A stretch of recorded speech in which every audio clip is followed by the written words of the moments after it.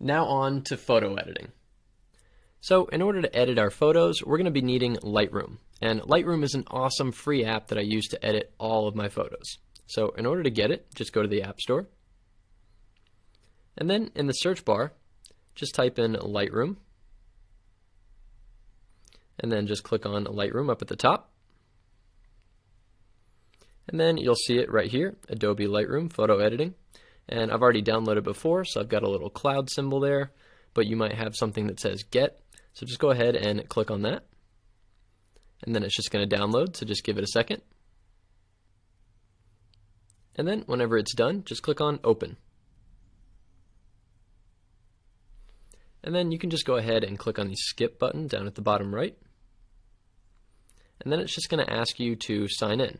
Now you can do this and just create a new account, whether that's with Adobe, Apple, Google, or Facebook. And I've already got an account, so I'm just going to go ahead and sign in. And then you're just going to want to give Lightroom access to all of your photos. So first things first, we're going to want to import a photo. So to do that, just click on the little picture with the plus button down at the bottom right. And then just import from camera roll. And then just select the photo that you want. And then you can just click on the check mark up at the top. And that's going to add that to all photos. And we've got all photos right here, so we can just go ahead and click on this. And then you can see the photo right there, and then just click on it. Now here's where all the fun begins. Now if you have the free version of Adobe Lightroom, then selective and healing down at the bottom left are going to have little stars on them, meaning that you have to pay for them in order to use them. And now they're unlocked for me because I have a paid account, but honestly you don't need them in order to create a beautiful photo edit. So we're just going to go ahead and skip those for now. And really the first thing that we're going to be getting into is the Light tab. So I'm just going to scroll over and you'll see Light right here. We can just go ahead and click on that. And then it's going to say, hey, help is there whenever you need it, but that's what I'm here for, so let's just go ahead and close out of that. Now the first thing you've got is exposure, which is basically just how bright or how dark that you want your image to be. So if your image came out a little bit too dark, you can give it a little bit more brightness and kind of neutralize the photo. And then you've got contrast. Now contrast, whenever you drag it all the way to the right, is going to make your shadows a lot darker, and it's going to make your highlights a bit brighter, and it's going to create a real light and dark effect. And then if you go all the way to the left, it's going to neutralize the image and kind of flatten it out. It's going to gray it out a little bit, and there's not as much contrast between the lights and the shadows now. So what I like to do is just give it maybe a little bit of extra contrast. And then you've got highlights, and highlights is basically the brightest parts of your image. So anything that's really white, like the snow on these mountains or the clouds up in the sky. So if you drag that all the way to the right, it's going to brighten those up a bit. And then if you drag it all the way back, it's going to darken them out, and it's going to expose a lot of detail in the snow. You can see there's a lot of dirt in that snow, and it's going to show a lot of that. So I honestly like to give it just a little bit of highlight pop, just like that. And then you've got shadows. And shadows is basically the darkest parts of your image. So like the trees in the foreground. Now if I drag them all the way to the left, it's going to darken those trees up a lot. It's going to look really contrasty. But if I drag them all the way to the right, it's going to expose a lot of detail behind the shadows in those trees, which is really cool. So you can bring out a lot of detail in your photos if they're ever too dark. The shadows function is fantastic. So I actually am going to give it just a bit, maybe like that, maybe a little less. And then you've got whites and blacks. And whites and blacks is basically just an extra boost for these light and dark areas of your image. They work very similar. So if you drag the whites up, everything's going to get a bit brighter. That's white. And then vice versa if you go the other way. And then same with blacks. It's going to kind of pop out your shadows a little bit more, just like the shadows function. It's just not quite as much as using shadows. So to be perfectly honest, I don't really touch whites and blacks very much. I only really focus on highlights and shadows. And then the next most important tab that we have is the color tab. So I'm going to go ahead and click on that. And you can see we've got several different options here. Now in here we've got temperature. You can see that this is obviously a sunset and it's very orange. Now what I could do is correct for that just a little bit by adding a little bit more blue, just a bit, and that's going to neutralize the image a bit more. So you can see if I hold my finger down, that's what it was before, and then after it looks a lot more neutral. Now it does depend on whatever style you want to go for. So if you like the sunset, you can even add a little more orange if you want to. But the temperature slider is mainly for correcting, as well as the tint. So if there's a lot of green hues in this photo, I would want to give it a little bit more pink, and then that's really going to add to the sunset as well. But what really is happening is you're correcting for white balance. And white balance is basically just the lighting conditions that you're shooting in might cause your photo to be really orange and kind of look a little warm. And that's when you're shooting maybe indoors with tungsten lights that are really orange in hue, or maybe you're shooting around sunset and everything gets really orange. If you wanted to add a little bit more blue to your photos and make them a little bit colder to kind of neutralize, you can add a little bit more blue with the temperature slider. And then you've got vibrance and saturation. Now I'm going to explain saturation first. Saturation basically just means you're boosting all of the colors in the photo. So when you drag it all the way to the right, it's going to make all the colors pop a lot more. The blues pop, the greens pop, the purples, everything. And when you drag the other way, you're basically creating a black and white photo. You're taking all of the color out of the image. So if you want to give your photos a really nice boost, you can use saturation. Now what I like more is actually vibrance. And vibrance is a smart form of saturation. Vibrance is going to take all the colors that need to be popped, and it's going to pop them. And then any colors that it already recognizes are pretty bright, it's not going to pop those as much. So it's a much more even way to add some more color to your image. So I am going to pop this a bit, maybe just a little bit like that. Whenever you're using anything in Lightroom, less is always more. You don't want to go too crazy, because if you throw a lot of it in there like that, the whole image kind of looks broken and over-processed and really doesn't look good. Now if you want to undo anything at all, you can click on this button up here at the top, and that's going to undo whatever your last change was. Now a cool function within the Color tab is the Mix tab. So we're going to go ahead and click on Mix. And this basically means that you can edit individual colors and their saturation and their hue within the photo. So let me show you an example. I'm going to take the blues in this photo by clicking on the blue, and you can see if I drag the hue slider all the way over to the left, it's going to create more of a cyan colored sky, which is pretty cool. It looks really unnatural if you go too far, but if you give it just a little bit, it can just add a little bit of a different blue. And then the other way, you can make it really purple if you drag over here, but it's only affecting the blues within the image. And then you can also affect the saturation of just that color. So if I wanted to just boost all the blues, I could do that without boosting any other color. But I kind of like them the way they are, so I'm just going to go ahead and leave it. And then same with the luminance. This is basically how bright that one color is. So if you wanted it to be really bright, you could make all the blues really bright, almost to a white. And then again, you can make them really dark and expose a lot more detail in those blues. Now I'm going to do just a little bit of a -10 maybe luminance on the blues. And then if I wanted to do the greens, I could click on green, and I could change all of the hues of the green. So if I drag all the way this way, you can kind of see it. They're getting a little bit darker green. And if I drag this way, it's a bit more orange. You can see it in the trees there, which is pretty cool. Now I'm going to make them a little bit more green, because I took this photo in Seattle, and it's really green over there. It's beautiful. So I'm also going to pop them with the saturation a little bit.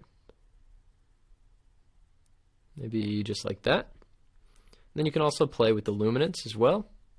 But to be honest, it doesn't do a whole lot for those greens, so I'm going to go ahead and just leave it. And you can do this for any color in this scale, which is really cool. I love the Mix tab. I use it literally for every single photo that I edit. So then just go ahead and click on Done. And then you've got the Grading tab right here, which is within the Color tab. Just go ahead and click on that. And it's going to try to give us a little bit of a tutorial. We're just going to exit out of that. And this is basically assigning a color to the shadows, the midtones, and the highlights separately. Now, right now we're on the shadows. You can see that I've got the button clicked on the shadows. And if I want, I could add a color to those shadows. So let's just do it a little bit more drastically, like let's say a red or like a green, something like that. You can see that the shadows are mainly what's affected. Now this is a cool way to get like an old film look. You could add a little bit of red to the shadows. And then you've got the midtones, which I'm not really going to touch very much, but basically the same thing. You can assign a color to them. And then you've got the highlights. So if I wanted, I could add maybe a little more blue to the highlights like that. Or I could add some yellow, whatever I really want to do. I think blue probably looks the best. And now this photo has a cool film look to it.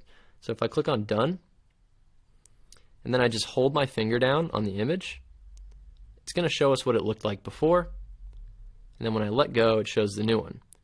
So it's a really cool way to get this old film look. Now I'm not going to keep that. It does look cool, but I'm going to go ahead and undo. And we're going to go back to where we were. Now the next tab is called Effects. So let's just go ahead and click on that. And in here, you've got a few different options. Now the first thing is texture. So basically when you drag the texture slider up, it's going to sharpen your image a lot and give it kind of some rough edges. But to be honest, I don't really use it a whole lot. If you drag it the other way, it kind of softens it up. And there's a reason I don't use it very much. And it's because I like clarity a lot more. Now if you drag clarity up, again, it's going to kind of sharpen your image, but it's also going to add some more contrast to it. And it's going to make it look more chiseled. So if you want like a really chiseled look to it, it's kind of grungy, you can drag it up. And if you want more of a soft, dreamlike photo like that, it's really hazy and soft, you can do that as well. But again, I kind of like it the way it is, so I'm just going to go ahead and leave it. This image is already pretty textured and contrasty, so I'm not going to add much more clarity to it. But I love the clarity slider. I use that one a lot. And then you've got dehaze, which is basically just going to get rid of fog or any haze that's in your photos. So if you drag it up, it's going to get rid of all of it, but it's also going to kind of break your image a little bit. So you want to do just a barely, like a little bit with this one. You don't want to go too far. And then the other way, it's going to add haze. So if you drag left, it's going to add a lot more haze, make it look more foggy and cloudy. But I'm going to go ahead and leave it. And then you've got the vignette. And the vignette basically means that you are darkening or lightening the corners of your image. And this really helps draw the attention towards the middle. So if you're taking portrait photos of people and you want people to lock onto their face instantly, then I highly suggest using a little bit of vignette. So let me show you. If I drag to the left, it's going to darken the corners of the image. You can see, like that. Now again, less is more. If you're going to do this, just add a little bit, and it's going to draw your eye towards the center. Or you can make them white, like this. But to be honest, I never use the white. I don't really think it looks that great, but you can if you want to. But again, it's really great for photographing people to add a vignette. And then whenever you do add a vignette, so let's just add a really strong one just so I can show you. If you go down to midpoint and you drag that over to the right, it's going to push the shadows all the way out to the corners, so it's going to be a lot less.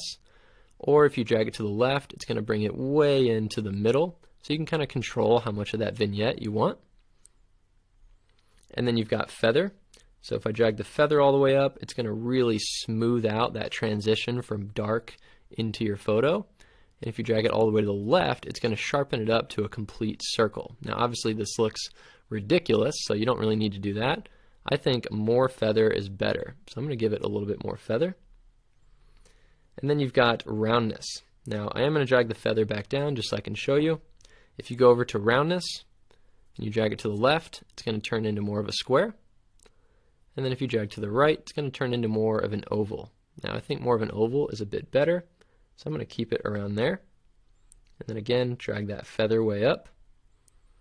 And then I'm also going to go over to vignette and just make that a little bit less. Maybe just like that. I just want a tiny bit of vignette. And then you've got the detail tab. So let's go ahead and click on that. And here you've got sharpening. So if your image came out just a little bit too blurry or out of focus, you can save it a little bit by dragging up on the sharpening, and that is just going to sharpen up every tiny little edge in your photo and just make it a little bit more crisp. Now I'm not going to do that with this photo because it already came out in focus. And then you've got radius, detail, and masking, which are just extra adjustments for sharpening. but to be perfectly honest, I never use them. You can drag them around and it really doesn't seem like they're doing anything, so I just don't touch them. But if you scroll down, you've also got noise reduction. So with digital photos, there's always the risk that you have a little bit of noise in your shots, especially in the shadows where areas are a lot darker. And sometimes whenever you zoom in on an image, noise can look like this. This is a very zoomed in picture of noise, and it's basically just a bunch of pixels crowding around your image. So that's what this noise reduction filter does. It can really take out a lot of those little pixels and smoothen out the image. So the next tabs that we have are optics, and this is just for lens corrections. To be honest, I never really use it.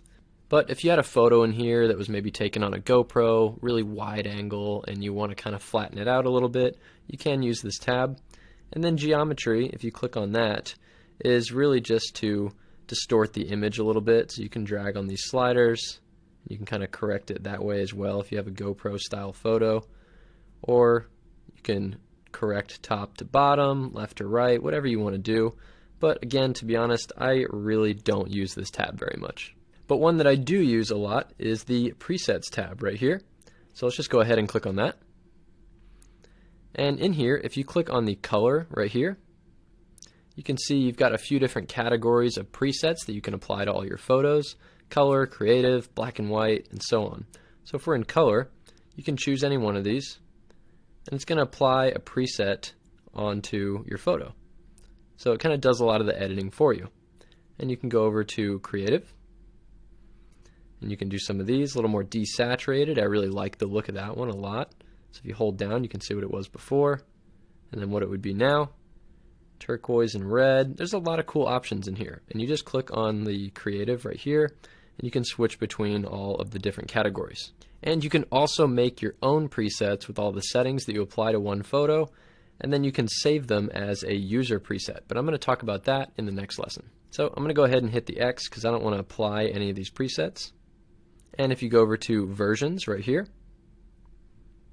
you can create different versions of this photo, so you can try out a bunch of different edits, and each time you get an edit done, you can just click on create version, and then you can just give it a name, which I'm not going to do right now, but it will create a version of this photo, and then down here you can go through all the different versions and see which one that you like the most. And if you want to reset your photo, you can just click on reset, and then you can reset just the adjustments, you can reset all, or all the way back to when you first imported the photo. So if you want to just start from scratch, you can use the reset button.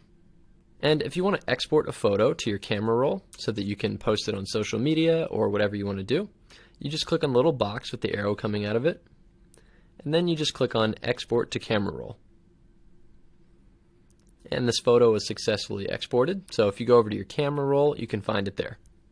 Now, Lightroom does have a lot more features to it, but everything that I've shown you in this lesson is what I personally use every day to edit my photos. But if you do want to learn this app inside and out, I do have an entirely different course that's all about Lightroom Mobile that you can find on my instructor page. How to create presets. So presets are an awesome way to speed up your editing and create a really cohesive look across all of your photos, which can look really good for, let's say, an Instagram account, like what I've done here with mine. All I really did to get this look is just copy and paste the same preset that I already made once, and then you can just do a little bit of tweaking here and there to make sure all the photos flow. So let me show you how. So first, I'm just going to choose a photo, and I'm just going to edit it however I want to fit my style.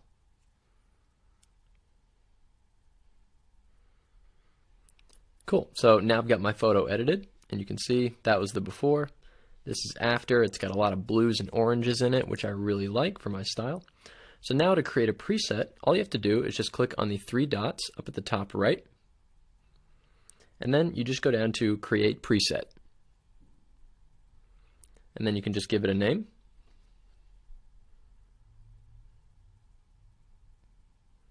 And then you can choose which of the options that you want to include in the preset that will be pasted onto other photos. Now, I didn't really use tools, optics, or geometry, so I'm just going to go ahead and just leave those unchecked. And then I'm going to leave everything else checked. So now all we have to do is just click on the little check up here at the top right. And then that was just added to our user presets. So now you can apply this to any other photo. So let me show you. We're just going to hit the back arrow. And we'll just choose another photo, like let's say this next one. And then we're just going to go over to presets down at the bottom. And then you can just click on color to switch to a different category. And we're going to go down to user presets that you can now see at the bottom. And then I would just choose my preset. And then that's going to apply it. Now I think the blues look a little bit too bright. So what you can do is just hit the check mark. And then you can tweak it however you want still. So I'm going to go back over to, let's say, the color. And then I'll go over to mix. And then choose blue. And then I'm just going to drag those blues down just a bit. I just think they were a little too harsh. And then again, I can just switch the colors however I want. Maybe I want a little bit more cyan color in there, like that. And then just hit done. And now you can see that was before, and that's after. So this is a really easy way to apply the same edit to any photo. So I'll go show you on another photo, and I'll do it to this photo too. Again, just go over to presets, Dale's Insta preset, and then boom, it already looks fantastic. I might want to bring those blues down just a little bit again, so I'll go over to color, and then go over to mix, then go over to blue, and just drag them down a bit. And that photo looks instantly so much better. And it was so quick and easy. And you can create as many user presets as you want. You can do one that's a little less aggressive on the saturation, one that's more in the middle, and then one that's really saturated, just depending on whichever photo that you're editing.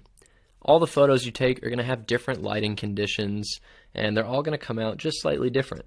So there's always going to be a little bit of tweaking involved, but presets gets all the work done for you. How to edit your portraits to make them pop. So this lesson was requested by one of my students, and I think it's very important. I'm going to be doing a practical example about how to take any portrait photo and make it really pop in Lightroom. So I'm going to show you how to take a photo from this to this.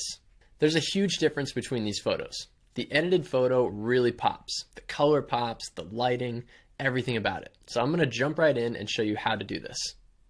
Okay, so here we are in Lightroom, and we've got our photo ready to go. And it's a pretty good photo, but you know, it looks a little bit too desaturated and kind of flat. So what we're first going to start with is the light tab. So I like to just start with light and then go to color and then effects. So let's go ahead and start with light. So I'm going to open that up. And then we're just going to play around with the exposure a little bit, maybe make it a tiny bit brighter. We're going to bump that contrast up. I think contrast on portraits looks fantastic. So we'll do maybe like a plus 23. And then the highlights, we actually want a little bit of highlights in there instead of going the other way, because that's going to kind of flatten it out.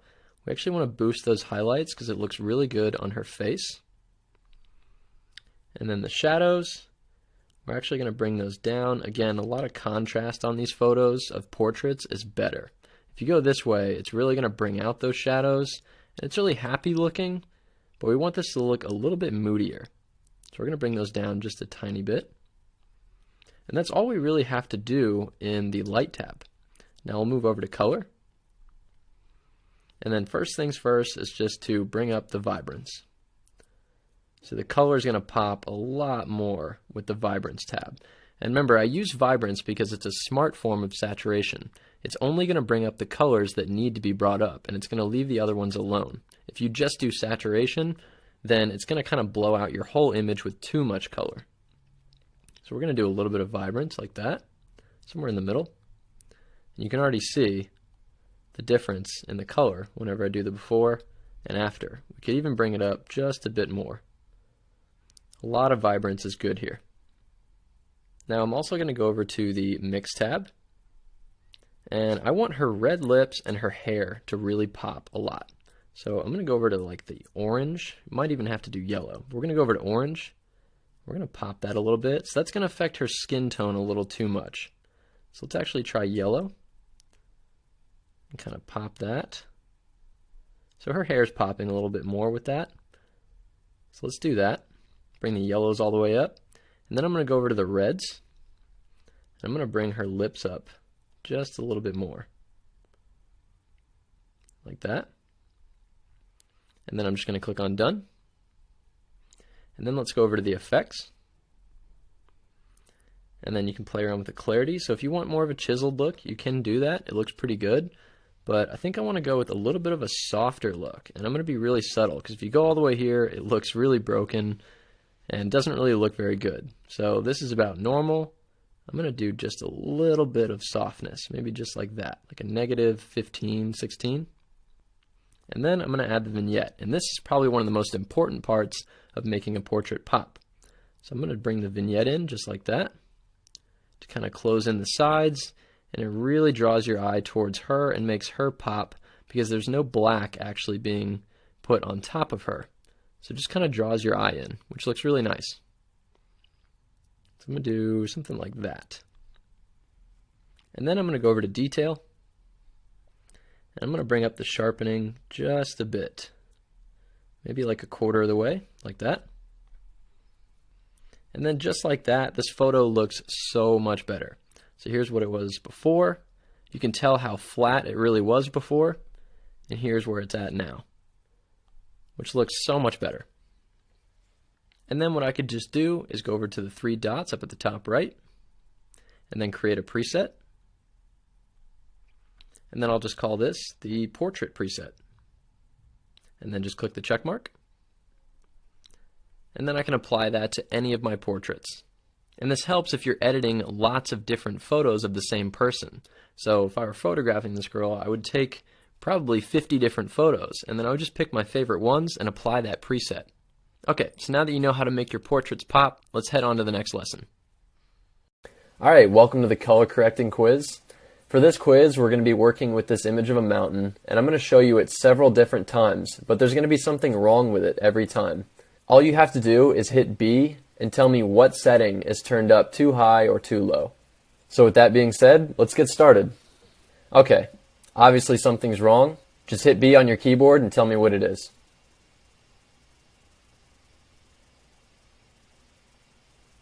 So for this one, the exposure is turned up too high. This is what it's supposed to look like. So, you know it's the exposure because the shadows that were in the trees in the foreground are also turned up pretty high, as well as the background. Okay, test number 2. What's wrong with the image now?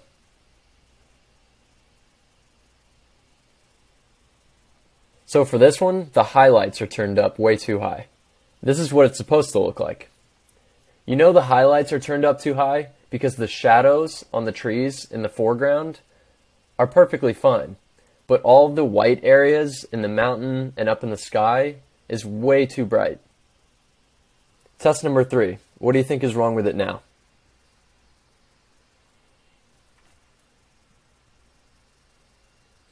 If you said that the saturation is up too high, you'd be correct. This is way too saturated. The colors are popping far too much. It's supposed to look like this. This is a common mistake that people make when editing their photos, is they want to bump the saturation way too much. Okay, test number 4. What do you think is wrong with the image now?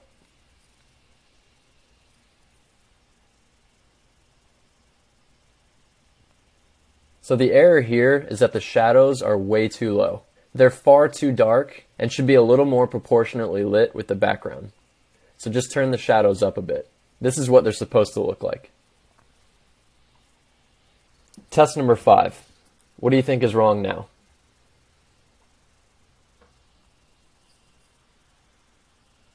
So for this error, the clarity is way too high. The clarity slider is bumped all the way to the right, and it's boosting the image far too much. Just dial it back a little bit. Less is more with the clarity slider. Test number 6. What do you think is wrong with the image now?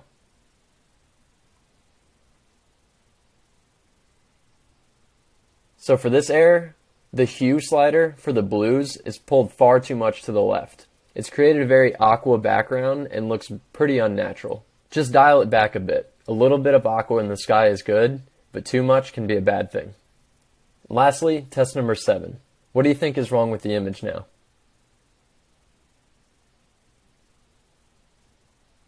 For this error, the vignette slider is pulled way too much to the left. It's created a very dark vignette that's actually blocking out a lot of the corners of our image. A vignette should be a lot more subtle. and look something a little more like this.